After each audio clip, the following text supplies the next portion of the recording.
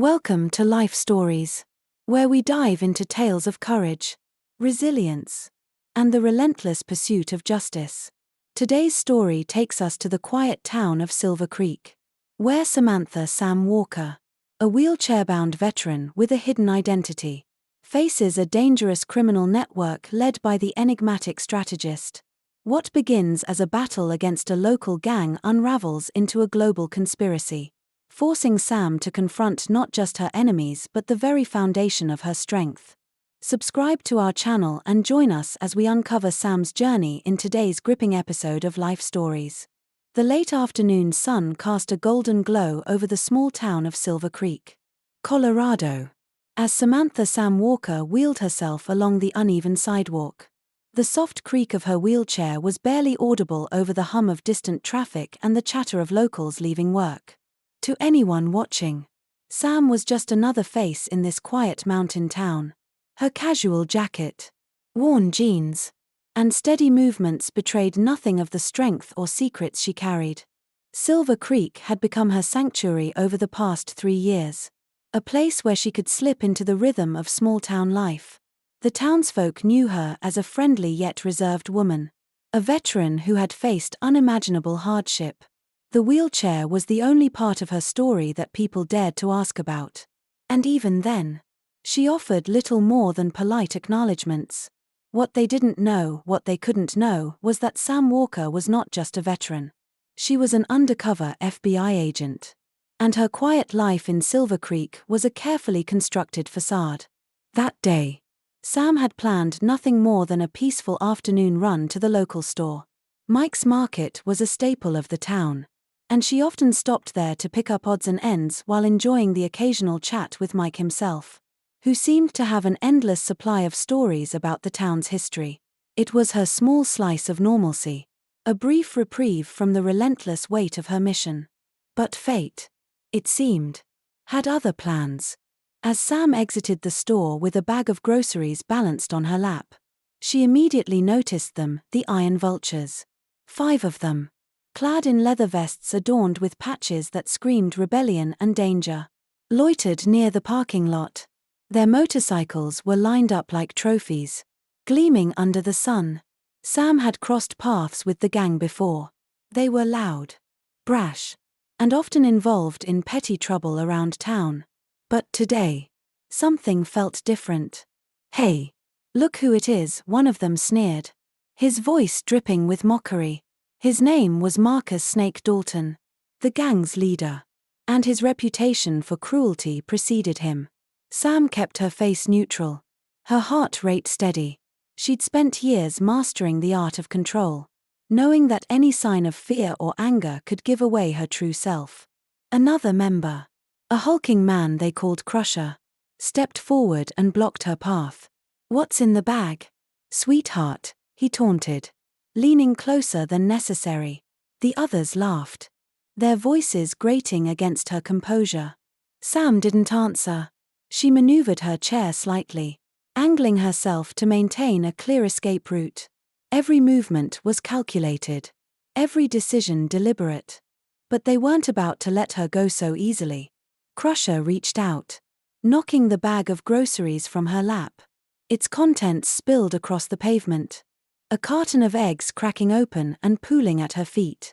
The gang erupted into laughter, their jeers echoing off the nearby buildings.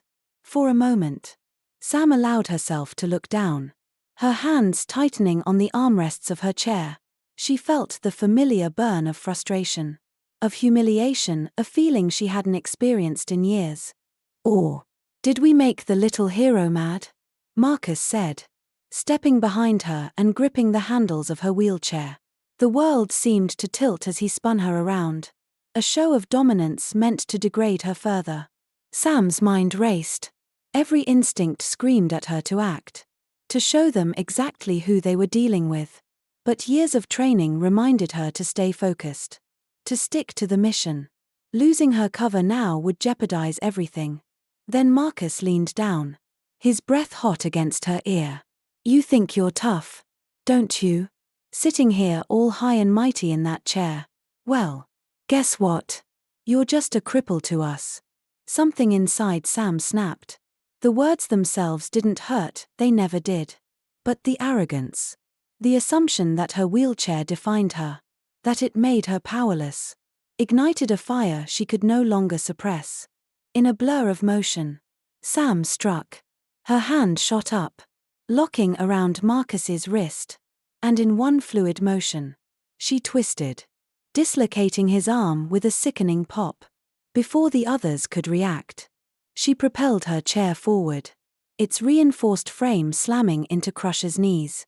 He crumpled to the ground, howling in pain. 2 more gang members lunged toward her. But Sam was already moving. Using the momentum of her chair, she delivered a precise blow to the ribs of one, sending him sprawling. The last man hesitated, his confidence faltering as he saw his comrades lying in agony. Sam turned her chair toward Marcus, who was clutching his arm and staring at her with a mix of rage and disbelief. She had his gun now, the barrel steady and aimed directly at his chest. The laughter and taunts had evaporated, replaced by a suffocating silence. "Here's the thing," Sam said, her voice cold and even. "You looked at this chair and saw weakness. But it's not the chair that makes me strong. It's me." Marcus opened his mouth to speak, but no words came out. He was staring down the barrel of his own weapon, held firmly in the hands of someone he'd grossly underestimated. The encounter lasted less than a minute, but its impact would ripple far beyond that moment. For Sam, it wasn't just a fight, it was a statement. A declaration that she would not be underestimated. Not by Marcus. Not by the Iron Vultures. And certainly not by the world. As the gang limped away, their swagger replaced by fear, Sam allowed herself a small smile. This wasn't just about teaching them a lesson. It was about reminding herself who she was: a survivor, a fighter, and, above all, someone who refused to be defined by circumstance. And as she wheeled away, the golden light of Silver Creek casting long shadows on the ground, she knew this was only the beginning. The Iron Vultures may have slinked away, but the confrontation at Mike's Market was far from a victory in Sam's mind. Her pulse steadied as she wheeled herself toward the quiet streets of Silver Creek. But her thoughts churned like a storm. What if she had blown her cover? What if her years of work, her carefully constructed identity, had just unraveled because of a moment of rage? The stakes were too high to risk mistakes. Silver Creek wasn't just another small town to Sam. It was a haven for criminals who operated in the shadows, far from the glaring spotlight of metropolitan law enforcement. And at its heart was the Iron Vultures, a gang whose reach extended far beyond the local troublemaking facade they wore. Guns, drugs, and money laundering were just the beginning. Their real operation, trafficking military-grade weapons, was the kind of threat that could topple governments or arm cartels with enough firepower to wage wars. Sam's role was pivotal. She wasn't just gathering intel, she was embedded in the community, blending in as another quiet resident of Silver Creek. The wheelchair, her status as a disabled veteran, her gentle demeanor, all were calculated parts of the illusion. The townsfolk didn't suspect a thing. And that was precisely how she wanted it. In their eyes, Sam was a survivor of unimaginable tragedy, someone they admired from afar but didn't pry into.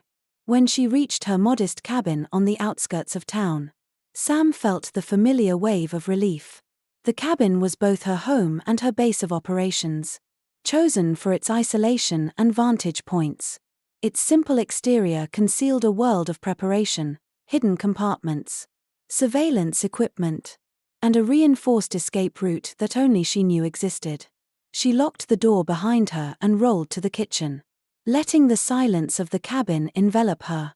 She placed the groceries on the counter, ignoring the eggshells and spilled milk that had soaked through the bag. She didn't have time to mourn trivial losses. Instead, her mind turned to the mission. Her secure phone buzzed an alert from Agent David Cooper, her handler at the FBI. The text was brief but urgent: Red Dragon's shipment confirmed. Timberline Bridge. 3 days. Priority is intel, not engagement. The Red Dragons. That was what the FBI had called the larger network Sam had been tasked with dismantling. The Iron Vultures were just one cog in the sprawling machine.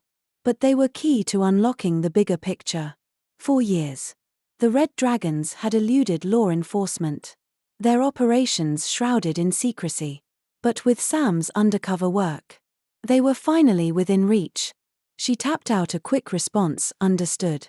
Then placed the phone down. The weight of her mission pressed on her. As it always did. Silver Creek wasn't just a town to her anymore, it was a chessboard. Every interaction, every seemingly mundane conversation, was a move in the game. And the Vultures had just made theirs.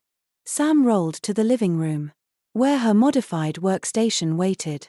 The desk, set at the perfect height for her wheelchair, was cluttered with notes, maps, and photos of the Iron Vultures. She scanned the images, her eyes narrowing as she focused on Marcus Snake Dalton. His smirk in the photos seemed almost taunting. But Sam knew better than to let emotions cloud her judgment. Marcus was dangerous.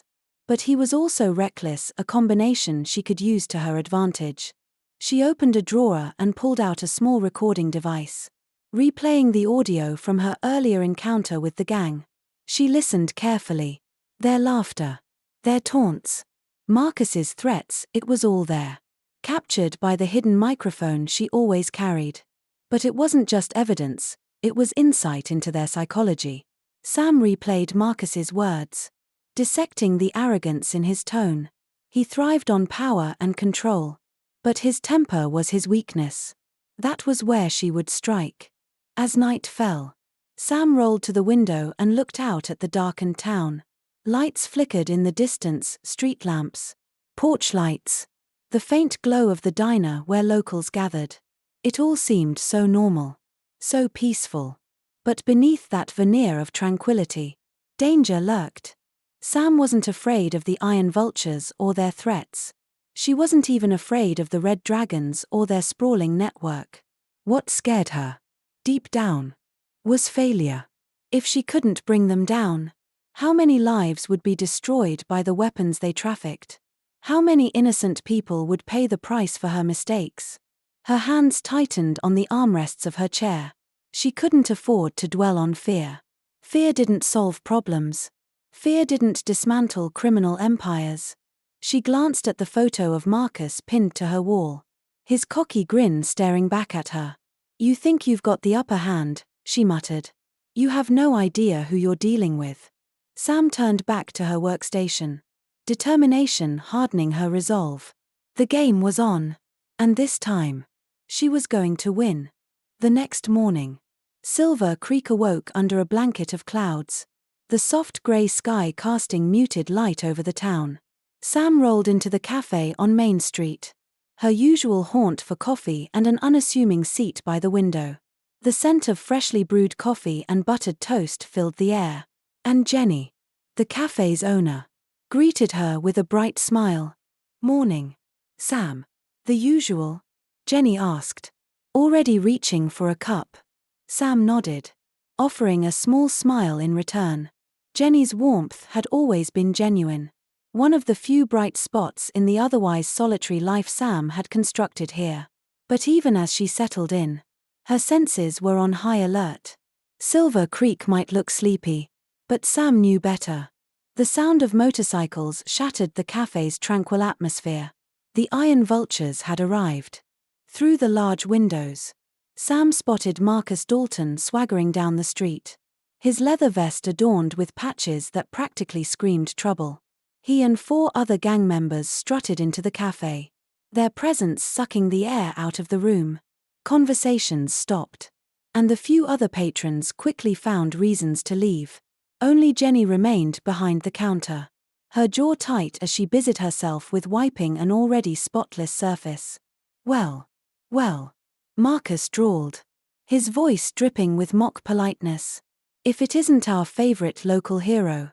Sam kept her expression neutral, her coffee cup steady in her hands. She didn't need to look up to know Marcus's eyes were on her, filled with venomous amusement. He walked closer, his boots echoing on the tiled floor. The gang spread out. Their movements deliberate, creating an invisible cage around her. "What brings you boys here today?" Sam asked evenly, her tone betraying none of the tension coiling in her chest. Marcus leaned on the back of her chair, his weight pressing down as if to assert his dominance. "Just thought we'd pay a visit to the town's favorite cripple," he said, his words cutting through the cafe like a blade. Jenny flinched at the word, her hands trembling as she clutched the counter. Sam's eyes flicked toward her for a brief moment, a silent reassurance. Then she turned her attention back to Marcus, her face a mask of calm. "Coffee's fresh if you want some," Sam replied coolly, ignoring his insult. The other gang members laughed, but there was a tension beneath their bravado. Sam could sense it in the way they positioned themselves, deliberate, tactical. They weren't just here to intimidate her, they were testing her, probing for weaknesses. She recognized the pattern all too well. It was the kind of maneuver you learned in combat. "Funny thing about you," Marcus said, his voice lowering as he leaned closer. "You always seem to be around when we're handling business. Almost like you're watching us." Sam's grip on her cup tightened ever so slightly. She met his gaze, her eyes steady. "Small town," she said with a shrug. "Not many places to be." Marcus smirked, but his eyes narrowed, studying her. "Small town. Sure. But you're different. You've got that air about you. Like you're not really one of us." Crusher, standing a few feet away, chuckled darkly. "Maybe we should help her find somewhere else to be." Sam's mind worked rapidly, analyzing every exit, every possible scenario. She could take them down, she'd run the numbers, rehearsed the moves in her mind. But engaging now would blow her cover, and she couldn't afford that. Not yet. Marcus grabbed the handles of her wheelchair, spinning her to face him. "You've got one day to leave town," he hissed. "After that, well, let's just say accidents happen. Especially to people in chairs." For a moment, Sam let fear flicker across her face. It wasn't real, but it was convincing. She hated the tremor she forced into her voice as she whispered, "I understand." Marcus straightened, satisfied with her response. He turned to his crew, a smug grin on his face. "Let's roll. Boys. Our friend here's got some packing to do." As the gang swaggered out, their laughter echoing behind them, Sam exhaled slowly. Jenny rushed over, her face pale with anger. "Sam. I'm so sorry. They can't just." "It's fine." Sam interrupted, her voice steady. "It's exactly what I needed." Jenny looked confused, but Sam didn't elaborate. Instead, she wheeled herself to the window, watching as the iron vultures roared off on their motorcycles. They thought they had her beaten, that they'd driven her out of town. What they didn't know was that their threats had just given her the perfect excuse to be everywhere in Silver Creek. Watching them without suspicion, Sam's phone buzzed, a message from Cooper confirming the shipment's exact location. She smiled to herself, the quiet kind of smile that promised retribution. They had made their move. Now it was her turn. The night of the shipment came swiftly, blanketing Silver Creek in darkness. The quiet town seemed unaware of the storm brewing at its outskirts. The lumber yard, a sprawling maze of stacked timber and abandoned machinery, had become the epicenter of danger, a perfect stage for what was about to unfold. Sam sat in the shadows of an abandoned office building near the yard, her wheelchair silent on the gravel beneath her. She adjusted her tactical vest, every strap perfectly aligned for efficiency, and checked the concealed compartments of her chair. It wasn't just a mobility device tonight, it was her weapon, her armor, and her greatest advantage. Through her night vision scope, she watched the iron vultures move. Marcus Dalton stood near a cluster of men, his voice carrying through the still night.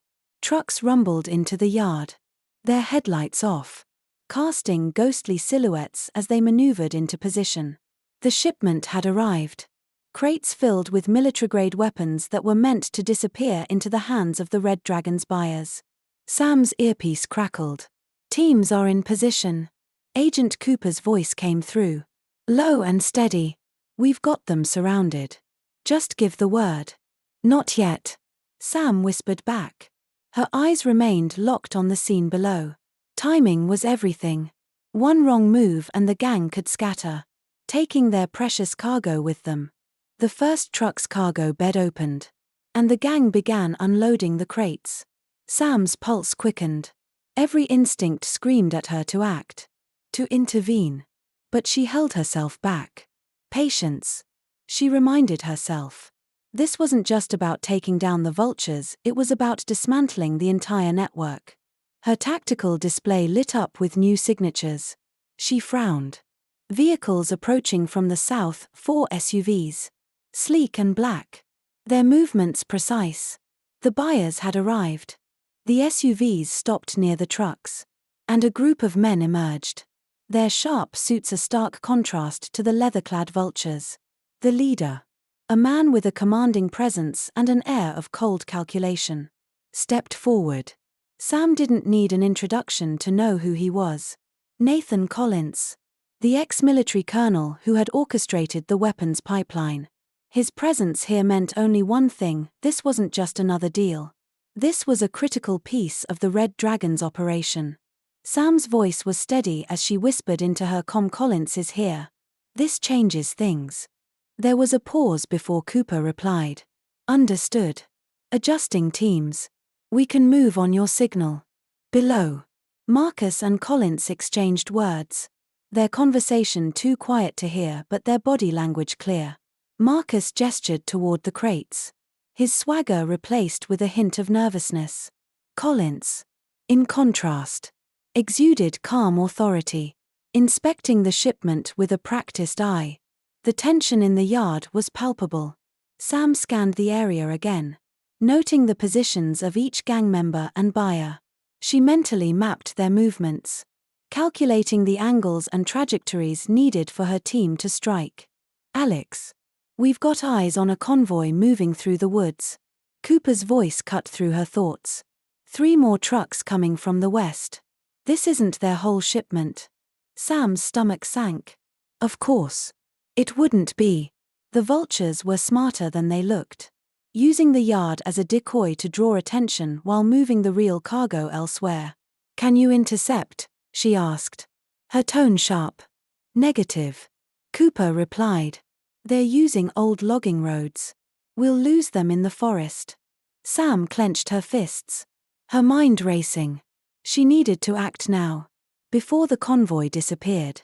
She scanned the yard one last time, noting the buyers' SUVs positioned as a makeshift barricade near the trucks. The gang was clustered in predictable patterns, their confidence leaving them exposed. Her hand hovered over the button that would signal the strike. She hesitated, her thoughts briefly flickering to the people of Silver Creek, people like Jenny, who had unknowingly lived alongside this danger for years. This wasn't just a mission to her. This was justice. She pressed the button.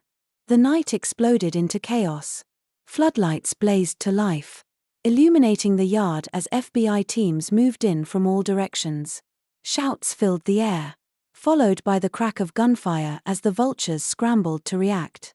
Buyers dove for cover, their polished shoes slipping on the gravel. Sam rolled forward, her chair's modifications proving their worth.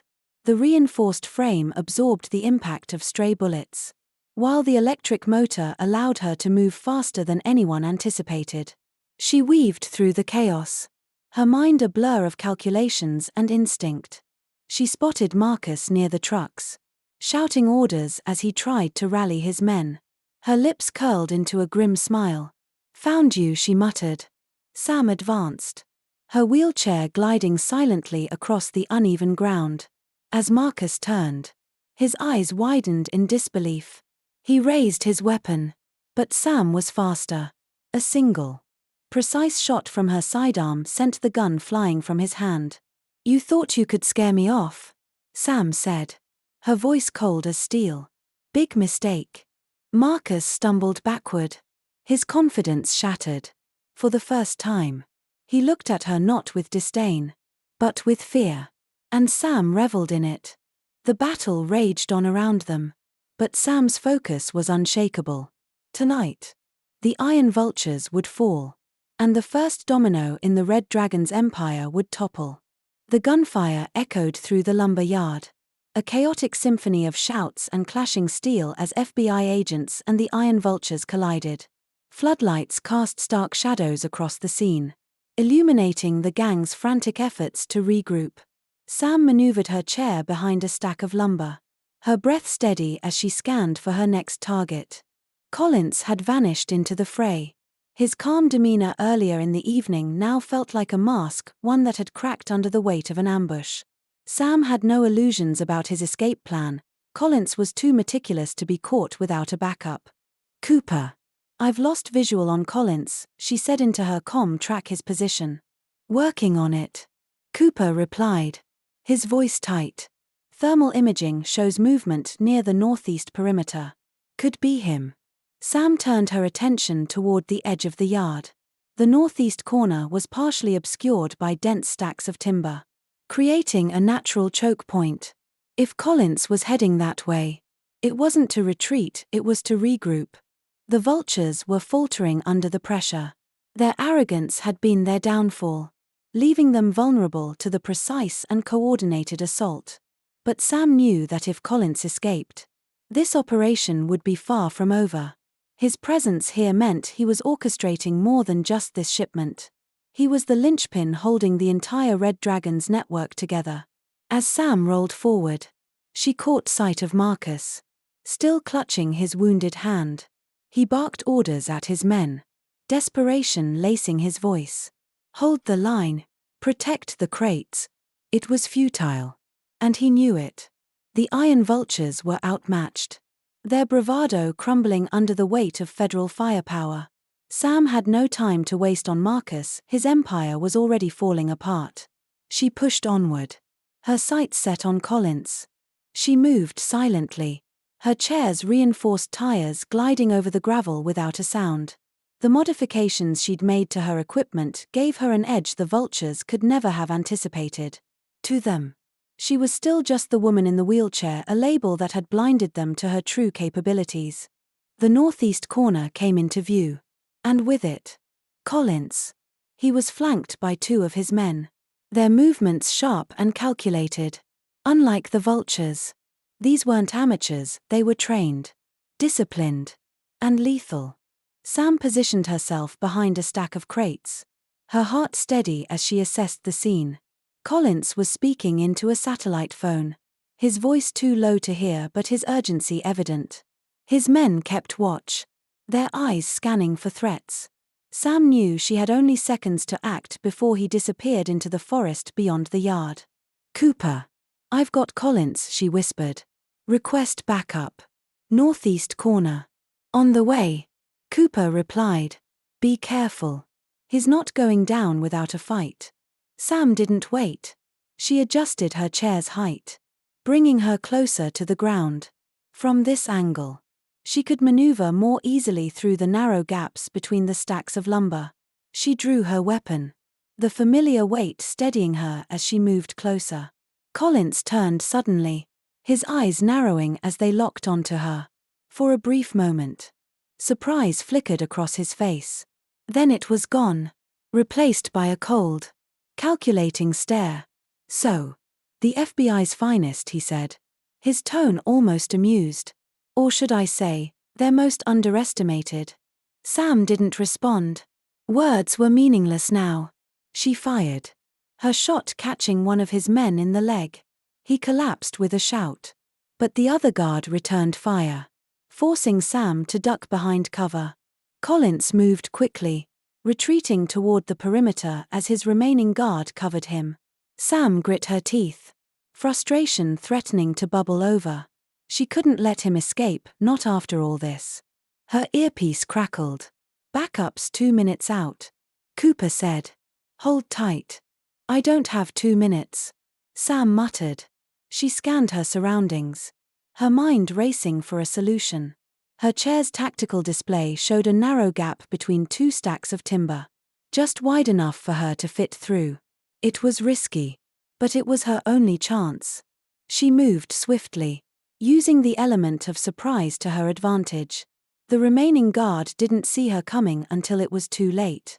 A precise strike to the knee sent him crumpling to the ground, his weapon clattering away. Collins turned. His escape momentarily stalled. Sam raised her weapon, her voice steady despite the adrenaline coursing through her veins. "It's over, Collins." But the ex-colonel smirked, a dangerous glint in his eyes. "You think so? This is just the beginning." Before Sam could react, a loud explosion rocked the yard, sending debris flying. Collins took advantage of the chaos, disappearing into the darkness. Sam shielded herself from the blast, her frustration mounting as she realized he'd planned this escape all along. When the dust settled, she straightened, her determination unshaken. Collins might have slipped away tonight, but this wasn't over. Not by a long shot. The explosion at the lumber yard lingered in Sam's mind as the first rays of dawn broke over Silver Creek. Smoke curled from the still smoldering remains of the site, and the air carried the acrid stench of burnt wood and fuel. FBI agents swarmed the area, gathering evidence and securing the captured iron vultures. But the absence of Nathan Collins weighed heavily on Sam. He had slipped through her fingers, and she knew he wouldn't waste the opportunity to regroup. Back at her cabin, Sam sat at her workstation, reviewing surveillance footage from the yard. Collins's final words echoed in her mind, "This is just the beginning." He wasn't bluffing. The organized precision of the buyers, the carefully planned escape, the explosion, it all pointed to something far larger than the Iron Vultures or even the Red Dragons. Her secure phone buzzed, breaking her concentration. Agent Cooper's name flashed on the screen. "Walker," she answered, her tone clipped. "We've got new intel," Cooper said, his voice grave. "It's worse than we thought." Collins wasn't just facilitating the shipment. He's tied directly to someone we've been tracking for years, someone we call the strategist. Sam leaned back in her chair, her grip tightening on the phone. The strategist was a name whispered in FBI briefings. A ghostly figure pulling the strings of some of the world's most dangerous criminal networks. Little was known about them, except for their reputation for manipulation and control. "Let me guess," Sam said, her voice laced with bitterness. "Collins is just another pawn." "Not quite," Cooper replied. "He's more than a pawn. He's an architect for their weapons pipeline. But the strategist, this person, has a much bigger plan. They've been building something we couldn't see until now." Cooper hesitated, and Sam's patience wore thin. "Spit it out, Cooper." "They're recruiting disabled veterans," he said finally. "Dozens of them. Maybe more. All recruited into specialized training programs that mirror what you've developed in the field. The strategist isn't just running a trafficking ring, they're creating an army." Sam's breath caught in her throat. "Recruited how?" she asked, though she already feared the answer. "Manipulation. Coercion. Sometimes direct targeting," Cooper explained. "It's methodical. They seek out veterans who've adapted to injuries in extraordinary ways, turning perceived weaknesses into tactical strengths, just like you." Sam felt a chill crawl up her spine. For years, she'd believed her ability to adapt, to thrive despite her disability, was a testament to her resilience. But now, it seemed someone else had been watching, studying, and using her as a blueprint. The lumber yard wasn't just a shipment point, Cooper continued. It was bait. Collins and the strategist wanted you there. They wanted to see how you'd operate under pressure. And they wanted you to lead them to the FBI's next move. Sam swallowed hard, the weight of the revelation settling in. "And the explosion? A diversion," Cooper said. "The Raal shipment moved through the forest. Just like you suspected. We've tracked it to a decommissioned military airfield 50 miles south of here. If we move quickly, we might intercept it." Sam nodded, though Cooper couldn't see her. "Do we have any leads on the strategist's identity?" Cooper's silence was telling. When he finally spoke, his voice was low, We have a lead. But you're not going to like it. The strategist is someone with deep ties to military intelligence. And they've been working on this for years. Years. The word hung in the air like a heavy stone. Sam had always suspected her injury in Iraq wasn't a random tragedy. The precision of the IED. The timing, it had all felt too calculated. Now. The pieces were falling into place. She wheeled back from her desk. Her mind racing. If the strategist was targeting veterans, if they were building an army of adapted operatives, then every move Sam had made in Silver Creek was part of their design. They had been watching her, learning from her, and using her to perfect their twisted vision of military evolution. Walker, Cooper said, breaking her thoughts. You need to stay sharp. Whatever their endgame is, you're a key part of it. Sam exhaled slowly, her determination hardening. They might think they know me, she said, her voice steady. But they've underestimated what I'm capable of. They won't see me coming. As she ended the call, Sam turned her attention back to her workstation. The strategist had made their move. But now it was her turn.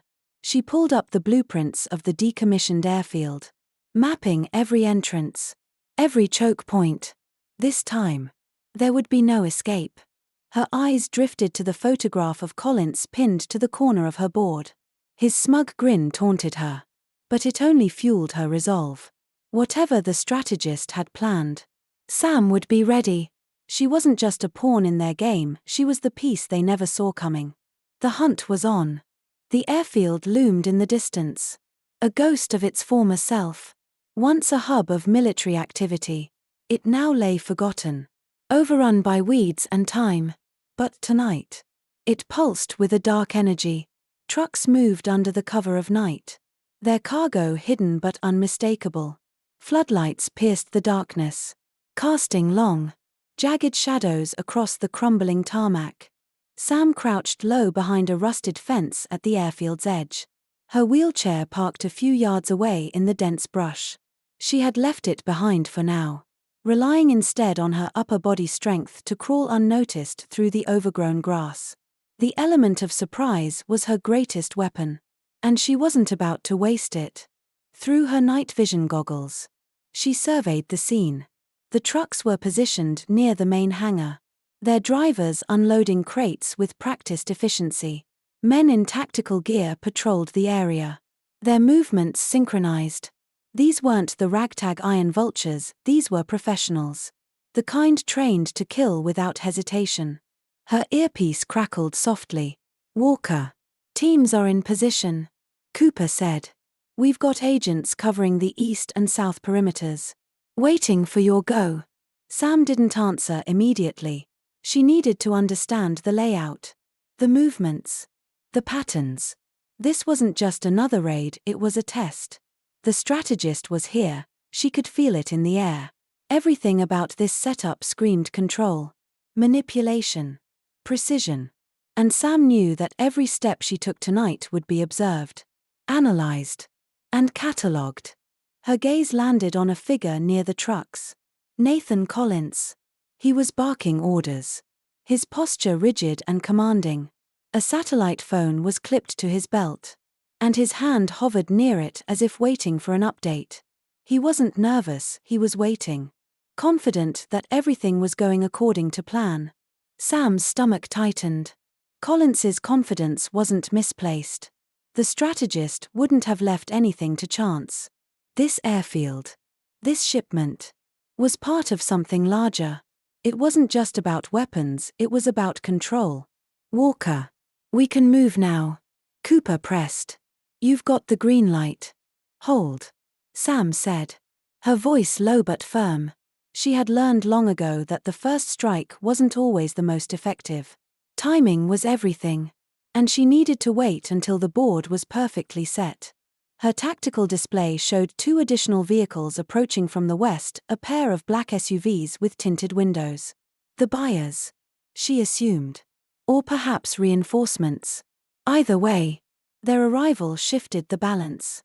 Sam crawled closer, her movements silent and deliberate. She positioned herself near the base of the hangar, using the shadows to mask her approach. The SUVs stopped, and more men emerged, their presence amplifying the tension in the air. Collins greeted them with a nod, his voice carrying just enough for Sam to catch fragments of their conversation. "Last shipment, on schedule," Collins said. "The boss wants everything operational by dawn." The boss? The strategist? Sam's grip tightened on the edge of the hangar's wall. Her heart pounded. But her breathing remained controlled. She was close now. Close enough to feel the weight of their operation bearing down on her. Her earpiece buzzed again. "Walker. You need to call it," Cooper urged. "We can't wait any longer." "Not yet," she whispered. "They're waiting for something. I need to know what." A sudden movement caught her attention. One of the men handed Collins a tablet, and his expression shifted to one of grim satisfaction. He gestured toward the hangar, and the group began moving inside, leaving only a skeleton crew outside to guard the shipment. Sam didn't hesitate. She signaled Cooper. "Perimeter teams. Take the guards." Quietly. "I'm going inside." "Walker. That's a risk." "Just do it," she cut him off, her voice firm. "I'll handle Collins." She retrieved a small, cylindrical device from her vest, a smoke grenade modified to release a localized EMP. It was a tool she had designed herself, one that could disable electronic equipment within a 10-meter radius without causing lasting damage to infrastructure. She crawled to the hangar's entrance, her movements slow and calculated. The voices inside grew louder as she neared, a mix of urgency and arrogance. She activated the grenade and rolled it through the open doorway. The EMP detonated with a low hum, plunging the hangar into darkness. Shouts erupted as lights flickered and devices went offline. Sam didn't wait for the confusion to subside. She entered swiftly, her weapon drawn, her body low to the ground. Collins was near the center of the hangar, his silhouette visible against the faint moonlight filtering through the cracked roof. He reached for his sidearm, but Sam was faster. "Drop it," she said, her voice cutting through the chaos. "It's over." Collins froze, his eyes narrowing as they met hers. He raised his hands slowly, a faint smirk tugging at his lips. "You're good, Walker. I'll give you that. But you're too late." "Too late for what?" she demanded, her weapon trained on him. "You think this is about guns?" Collins said, his tone dripping with disdain. "You think this little raid matters? You're playing checkers in a game of chess, and the strategist is 10 moves ahead." Sam's jaw tightened. She didn't flinch, didn't waver, but she knew Collins wasn't bluffing. Whatever they were planning, the weapons were just the beginning. The sound of approaching footsteps snapped her focus back. Reinforcements. Sam glanced toward the entrance, calculating her next move. Collins was dangerous, but the strategist was the real threat. She couldn't lose sight of the bigger picture. "Walker. Reinforcements inbound." Cooper's voice crackled in her ear. "You need to get out now." Sam made her decision. "Not without him," she said, stepping forward. If Collins was the only link to the strategist, she wasn't letting him go without answers. Sam's resolve was unshakable as she advanced toward Collins, her weapon steady in her grip. The hangar's darkness was punctuated by faint moonlight and the flicker of disabled devices struggling to reboot after the EMP. Around her, the chaos of reinforcements gathering outside grew louder. But her focus was singular. "Collins. Get on the ground. Hands where I can see them," Sam ordered, her voice like iron. Collins raised his hands slowly, a smirk playing on his lips. "You really think this ends with me?" he said, his voice calm despite the barrel of her gun pointed at him. "You're in over your head, Walker. You have no idea who you're up against." "I know exactly who I'm up against," Sam shot back. "The strategist. And I'm done playing their game." Collins's smirk widened. "Then you should know, this isn't a game to them. It's evolution." Before Sam could respond, her earpiece crackled with Cooper's voice. "Walker. Incoming." SUVs and tactical teams looks like backup for Collins. You need to extract now. Sam's mind raced. The reinforcements outside weren't just here to secure the shipment, they were part of the strategist's plan. Every move tonight was orchestrated to test her, to see how she'd adapt under pressure. Collins seized the moment, his eyes flicking to the darkened corner of the hangar. Sam caught the subtle movement too late. A flash of motion, a third figure stepping from the shadows. "Stand down." Agent Walker, a calm, commanding voice said. It was a woman, her silhouette sharp and imposing as she emerged into the faint light. She wore tactical gear, but her presence transcended the uniform. Sam's breath caught. This wasn't just another operative. This was the strategist. "You've done well to get this far," the woman said. Her tone even, almost clinical. "But this operation isn't what you think it is." Sam shifted her stance, keeping her weapon trained on Collins while assessing the newcomer. "You're the strategist." The woman inclined her head slightly. "You can call me Diana. And yes, I'm the one you've been chasing. But let me tell you, this pursuit hasn't been one-sided. I've been watching you, Agent Walker, studying you. You've been illuminating." Sam's grip on her weapon tightened. "You've been using me." "Using you?" Diana raised an eyebrow, her expression almost amused. "No, Agent. I've been learning from you. Adapting. Just as you have. Everything you've done in Silver Creek, every maneuver, every tactic has contributed to the next stage of evolution." "Evolution?" Sam spat the word like venom. "You mean exploiting people, targeting veterans, forcing them to adapt through pain?" Diana's face hardened. "Pain is the crucible of growth. You, of all people, should understand that. Look at yourself, Agent Walker. Look at what you've accomplished. You're stronger because of what you endured. I merely accelerated the process." Sam felt a fire ignite in her chest. "You call what you did to me, what you've done to so many others, growth. You planted that IED in Iraq. You orchestrated the injuries, the trauma. You turned lives into experiment." Diana stepped closer, her hands clasped behind her back. "And look at what it's yielded. Operatives like you, who can turn disadvantage into dominance. You're proof that the old model able-bodied perfection is obsolete. The future belongs to those who can adapt. And you've shown me exactly how to make that future a reality." Sam's jaw clenched. "And what about the people who didn't survive your experiments? The ones who couldn't adapt? Were they just acceptable losses?" Diana's calm demeanor flickered for a moment, a shadow of something colder beneath. "Progress always comes at a cost." The weight of Diana's words hung in the air, thick with moral ambiguity and a chilling detachment. Sam's heart pounded as she calculated her next move. She couldn't let Diana escape, not after everything. Her earpiece buzzed again.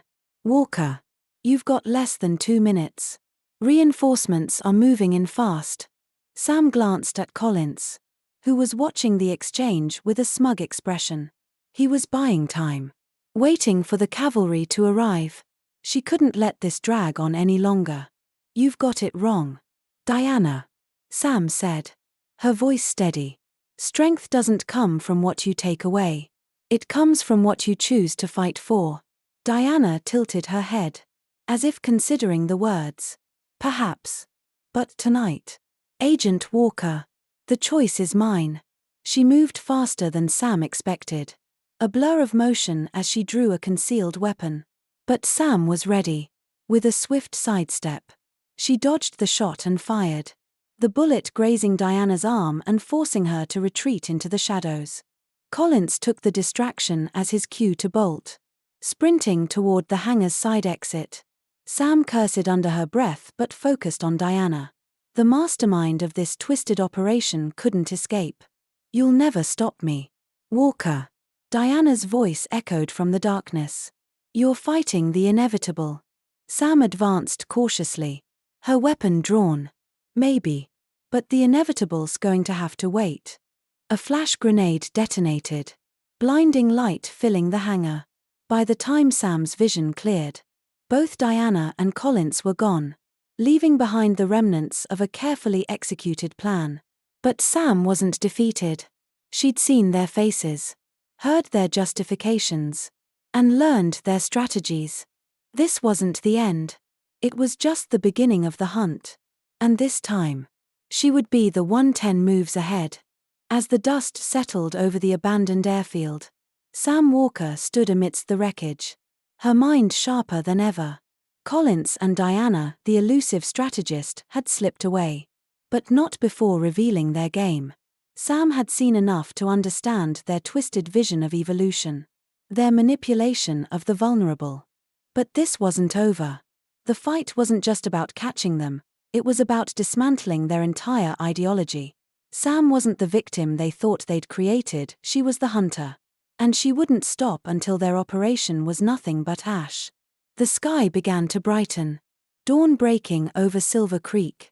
With every ray of light, Sam felt her resolve grow stronger. This wasn't just her battle, it was for everyone who had been underestimated, manipulated, or discarded. If you enjoyed this story, subscribe to our channel for more compelling tales of resilience, justice, and the human spirit. Stay tuned for our next Life Stories adventure.